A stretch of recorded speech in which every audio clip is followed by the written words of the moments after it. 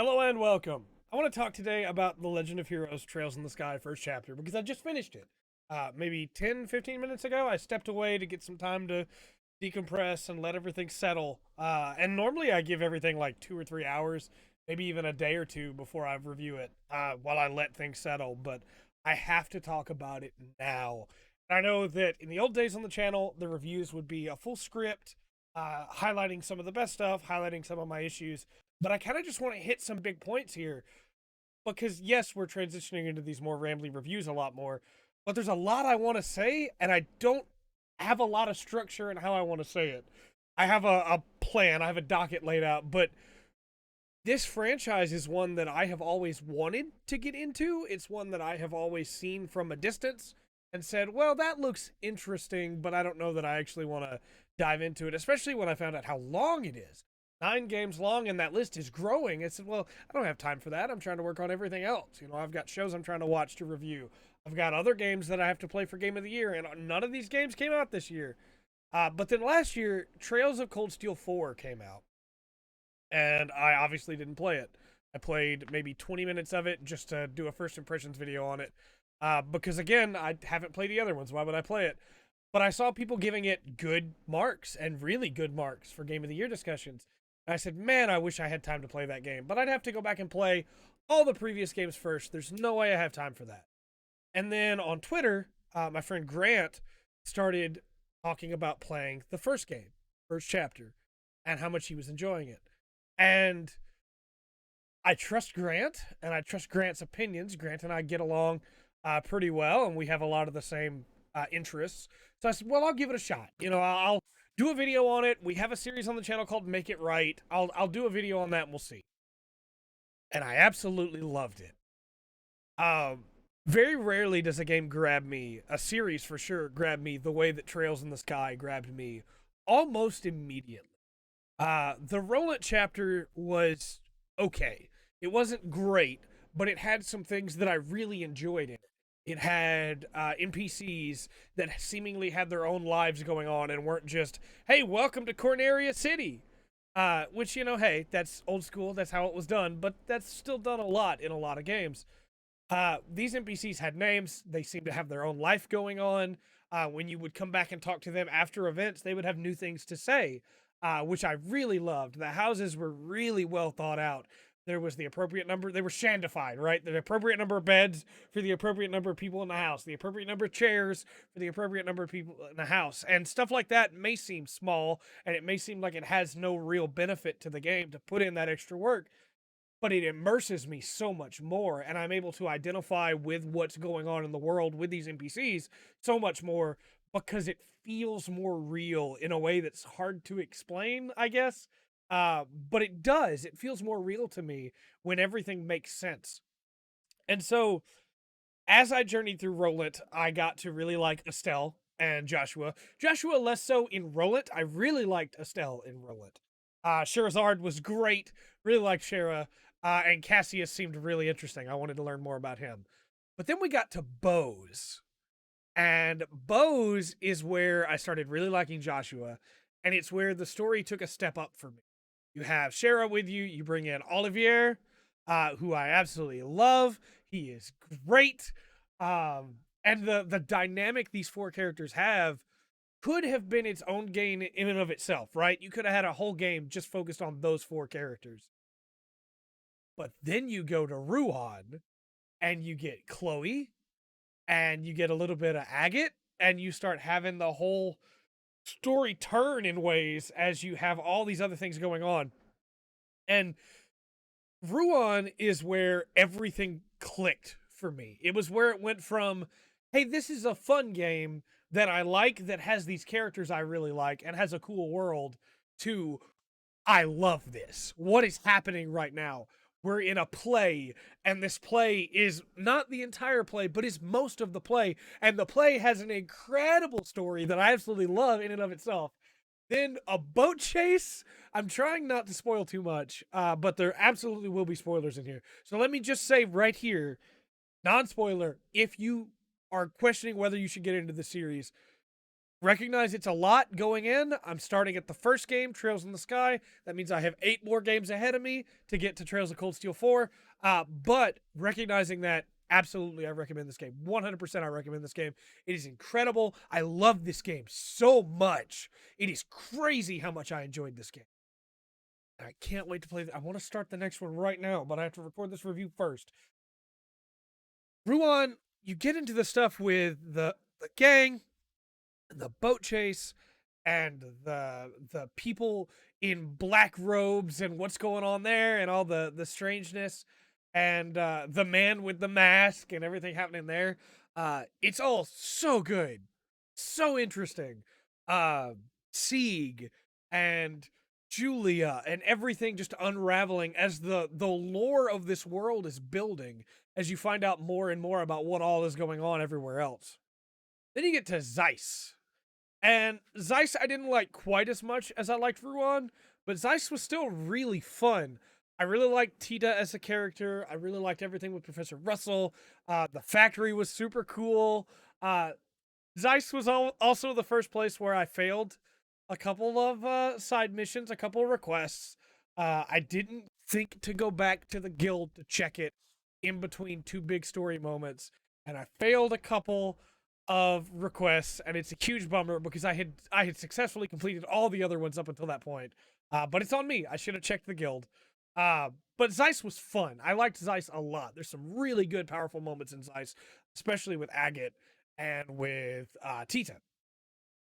Grand Cell, however, blew all the other arcs out of the water. Grand Cell has a martial arts tournament, which is insane, and you get to watch the fights of the other fighters that you're not controlling. I love it. I absolutely adore it. Grand Cell has everything going on with the Queen. It has the raid. It has the sewers. It has some really, really cool moments in it. It also has my biggest dislike in the game, which is that final dungeon. I'll get into that in a minute when we get into specifics. But Grand Cell also has the final scene of the game, which, what a cliffhanger. Absolutely want to go straight into second chapter now. I cannot believe how good that cliffhanger was. It is crazy to me that in the course of one game, I have met Estelle and Joshua. I have walked with them across Liberal. And now at the end of one game, I am so invested in these 2 characters that I need to know more about their story. And so let's get into characters, and then we'll talk about all spoilers from here on, by the way. All spoilers. We'll get into characters, and then we'll get into my few complaints with the game. And maybe I'll just go ahead and throw the complaints out now, honestly. That last dungeon is not great. The last dungeon, they give you the orbment to be able to equip, to make wild encounters just stop. Random encounters will just not happen anymore. But to compensate for that, almost all the chests that you find are trapped. And up until that dungeon, I was one-shotting a lot of enemies, having no real issues at all, clearing through everything, doing great. When I hit that dungeon, I don't know if it's that I didn't put enough into my art attacks to be able to do more damage with those. But the machine monsters in that final dungeon are really tough, have a lot of HP. Were it not for Joshua, I don't know how long it would have taken to get through all of that. I did eventually clear it, but it was extremely annoying because what they did, since they gave you that orb to be able to turn off random encounters, is that almost every chest in the area was trapped. And these chests have good equipment that will make the final boss easier, so you need to be getting them, but almost all of them are trapped. And so even if you have random encounters turned off, it still took me like 2.5 hours to get through that final dungeon. You also don't have a map in that final dungeon, and everything looks very samey. And so I got lost multiple times and wound up back in rooms with chests I'd already opened. And then my other big complaint for that is the final boss. I don't like that final boss. I think it's a cool idea on paper. It looks cool. Its attacks are cool. But the final boss can summon these little drones. And these little drones can heal the final boss, interrupt your cast, do damage to you, take up a bunch of the turn order. The final boss can one-shot any one of your characters with a single move. It just wound up being a slog in a way that I was really hoping it wouldn't be, because most of the game up until that point had not been that. But story around beating that final boss was really, really good. Other small complaints, there would be times where a character would join the party and they would be like way stronger than your character, which is fine. That's, it's supposed to show the difference between Estelle, Joshua, and that other character. But it wouldn't take long to level up to catch up, which shouldn't sound like a complaint at all, right? But then other characters that would be at the same level would be doing drastically lower damage than Estelle and Joshua. Olivier is a great example, because Olivier would just like, his gun was basically worthless by the second half of the game. His arts were really strong. I was using those or him to heal most of the time. But most of his basic gun attacks were doing nothing. I don't know if maybe I needed to try and invest more into attack. I don't feel like the orb system for leveling up your characters and leveling up their stats is super well explained. I feel like it's kind of just, hey, here's how the basics work, figure it out from here. But it was enough that I was able to get through. I think the combat in this game is probably the weakest aspect of it. There were times where I was just speeding up with the turbo button to be able to run through random encounters, to be able to get through an area, which again, there is a turbo button. So that's great points for me on the PC version, at least. But getting back into my positives, Estelle and Joshua are absolutely incredible. I love them as characters. They grew on me so much over the course of the game. Like I said, Joshua at first I wasn't super a fan of. I thought, my guess at the beginning of the game was that he was going to become an edgy, shadow walking, dark fighter edgelord, which is not at all what he became. He's got this super tragic past that would make it very easy for him to become an edgelord, but his devotion to Cassius and Estelle is so much that it's like it counteracts that. And so instead I could at any point be an edgelord, but I'm choosing not to be, in a way that I think is really endearing, where, it would be so easy for him just to scoff a couple times, but he never really does it. He's almost always upbeat and chipper, even if it is a facade, just for Estelle's sake. And I think that's, like I said, it's very endearing to me. It immediately made him grow on me. Estelle, great character, absolutely incredible. Very quickly becoming one of my favorite characters in RPGs. Estelle Bright, she's kind of an airhead. She's kind of a doofus early on. And even to a point now, she's kind of a doofus. But she's got so much heart. She just wants to help people. She just wants to make her dad proud and make sure he's safe and protect Joshua. And I really like that it's not just Estelle protecting Joshua or just Joshua protecting Estelle. The decision at the end of the game is painted as a bad one in the way that Estelle reacts, because Joshua is trying to protect her without her being able to protect him. And I like that the way, over the course of the game, you see that they are this team. They are protecting each other. Neither one of them is better than the other. Even though Joshua's probably the better fighter, Estelle's just as great a fighter in her own right. And so they're protecting each other in a way that is really cool, and I'm very excited to see how Estelle grows in the second game, because of the stuff that happens at the end of this one. Other party members. Character-wise, Olivier is incredible. He's a great healer. He's a great damage dealer when it comes to fighting with magic. But character-wise, he's so much fun. There's definitely something going on with him. And Mueller, I don't know if it's... I'm leaning on... He's probably somebody very important in Erebonia. Maybe he's a prince or something like that. Maybe he's just somebody's like a general's son. But I feel like he's probably someone very important in Erebonia, and people just don't know his face, and that's why nobody recognizes him. But I feel like there's definitely something going on with him because of the stuff with him and Shara that was talked about on the ship at the end of the Bows chapter. Sherazard, incredible character. Absolutely love her. The Silver Streak, she's great. Can't wait to see more of her. Agate was really fun. Agate very quickly jumped to the ranks for me. At first, I kind of didn't like him, but once it was revealed that he's just got this tough exterior because he grew up on the streets and he just wants to try and be as good as Cassius, and so he's kind of rough with everybody, but he really does care. He's the ruffian with the heart of gold, you know. Agate really shone for me. Tita is really cool. I like her a lot. I can't wait to see her grow into a better character. I say better, she's a great character already, but get to do more and not just be the kid, you know? Her stuff with Agate is really good, where, you know, she's kind of useless and she makes a mistake, and then Agate reprimands her for it, and then she comes into her own again. Zinn?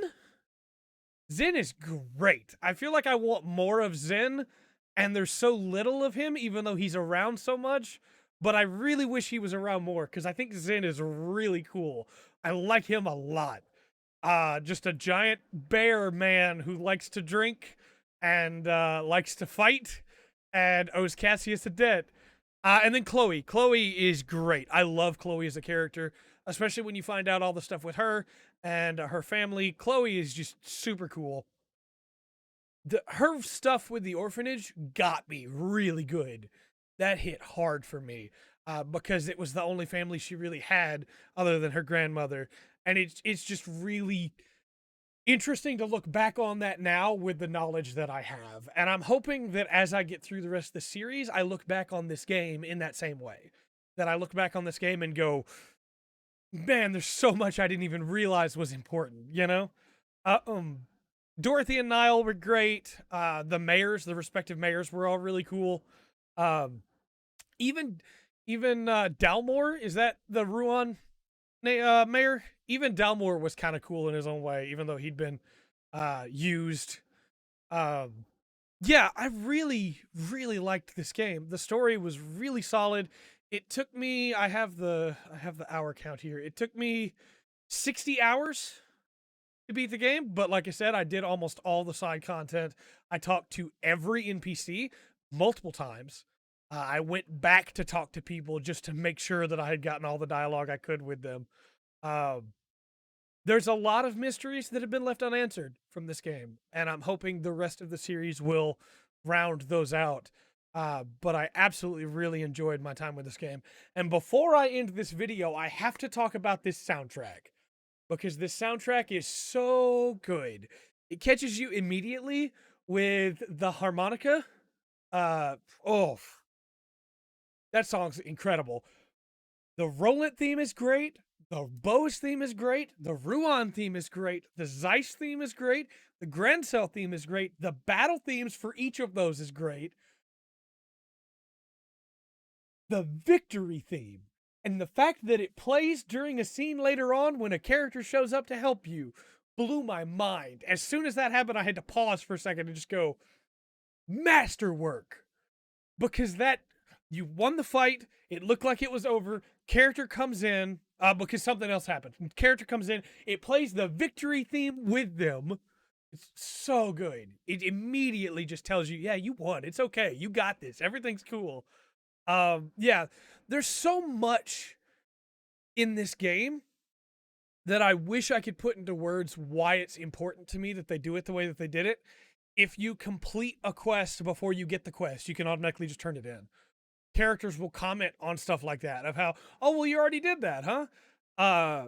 Little things like that, little touches, like if you talk to a character and then they show up later on and they're just a side NPC, they're not anybody important, they show up later on, you can talk to them there and they'll be like, oh, hey, it's been a while since I've seen you. And they don't matter at all in the grand scheme of things, but because that's how it would work in that world, if you were really talking to that person, that's how it works. I helped the lighthouse man in Ruan early on. I helped the lighthouse keeper early on, and then went and did the rest of the chapter. And when I got the request to help the lighthouse keeper, they're like, oh, you've already met him, right? It's like, well, yeah, I did meet him because I've met him. I talked to him. It wasn't just a throwaway line of, well, did you meet this guy? And I think it's so cool the way that the game treats it as if it was Estelle and Joshua's journey. There are some nods, I'll say. Some moments like Cassius saying, I almost missed the ending. Or when they almost bring up a Pulitzer Prize and they have to get stopped. But this game's really good. It's something really special that I think every RPG fan should play. This series is one that I'm so happy to have gotten into. I'm really excited to play the rest of it. The last thing I want to talk about is the reveal at the end and the cliffhanger. So these are the biggest spoilers in the world. If you have not played this game yet and you ignored my first 2 spoiler warnings, please play it before you get to these points, because this is big. The reveal at the end with Joshua of what he is, it makes perfect sense. All game, there's been little moments where Joshua was a little unhinged, and so it's all revealed now. How he met Cassius, and the fact that Estelle was still willing to accept him even despite all that, even if she didn't fully understand it all and didn't really have time to process it all, speaks to how much the two mean to each other. But it's the moment where she's like, none of that matters. You're with me now. You're with us. We're your family.